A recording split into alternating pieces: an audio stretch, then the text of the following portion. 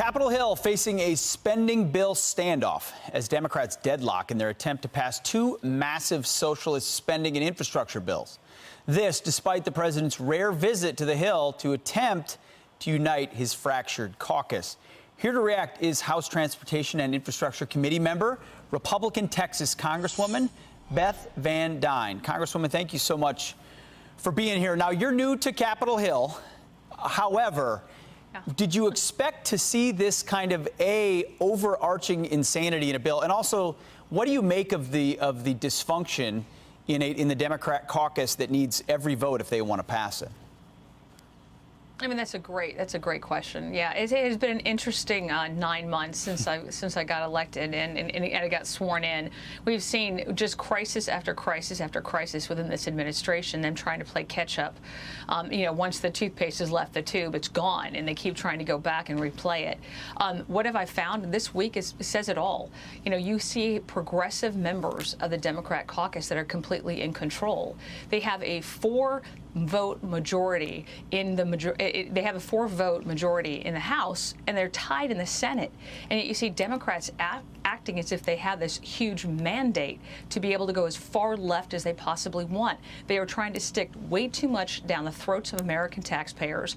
And finally, some members of the Democrat moderate caucus, if that exists, are actually starting to push back. But what we've seen from the progressives is it is all or nothing. They want everything.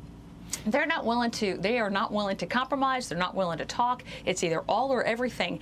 And unfortunately, what you're seeing is they are holding hostage programs that need to be passed. We weren't able to pass a transportation infrastructure bill because they're sitting there playing these kind of, third-grade politics. And it's really frustrating, I think, for members of Congress, especially the freshmen, but even more frustrating and disappointing to the American people. Yeah, Congresswoman, Joe Biden promised a return to normalcy, right? He'd been in the Senate. Everything was going to go back to normal. Yet even Bernie Sanders is calling out their process, saying, how is this a way to do business? You're talking about trillion-dollar bills behind closed doors with mere hours to read bills no one would possibly read that have things like this in it, like free community college for illegal immigrants, electric cars. You've got tree equity. That's an important one. You got $3 billion for that, by the way, $25 million for bias training. Is there anything not dysfunctional about the way Capitol Hill operates? They said it would be normal.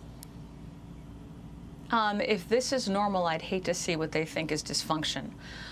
But no, and to your point about what is in the current bill that they want to propose, it is completely opening up our borders. It is recreating our country like no one has ever seen before. Not only are we not enforcing our border security, as you're seeing in places like McAllen and Del Rio, where we're having millions of people coming over. I mean, they're expecting 350,000 to 400,000 coming over in October alone.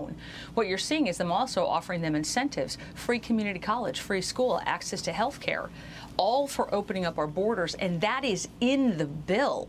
And unfortunately, when you've got a bill over 1,000 pages, you tell me how many Americans, or how many Congress members for that matter, have actually read it, studied it, and know what they're voting on. Of course not, just the lobbyists and the staffers who have been there forever.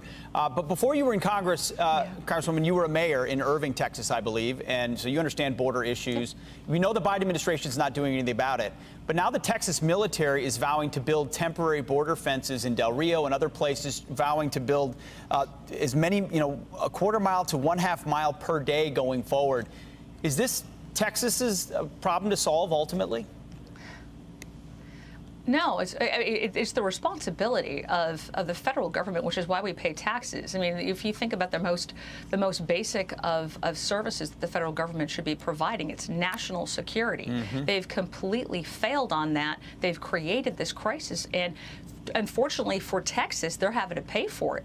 You look at all of their borders and where these hundreds of thousands of people are coming in per month, and they're actually having to take the steps. They even had to start a GoFundMe page. Now, I paid into it to help build a wall, but they're having to spend their taxpayer dollars in addition to what they're sending to the federal government. And yeah, I mean, they're having to do that to be able to protect Texans. And by the way, that is a major port coming through, because once they enter the Texas border, they're being sent to cities all across the country. So we've got the problem at the border. We've got this big infrastructure bill in Washington, but none of it includes, of course, any money for the border wall. Congresswoman Beth Van Duyne, thank you so much for your time this morning. Appreciate it.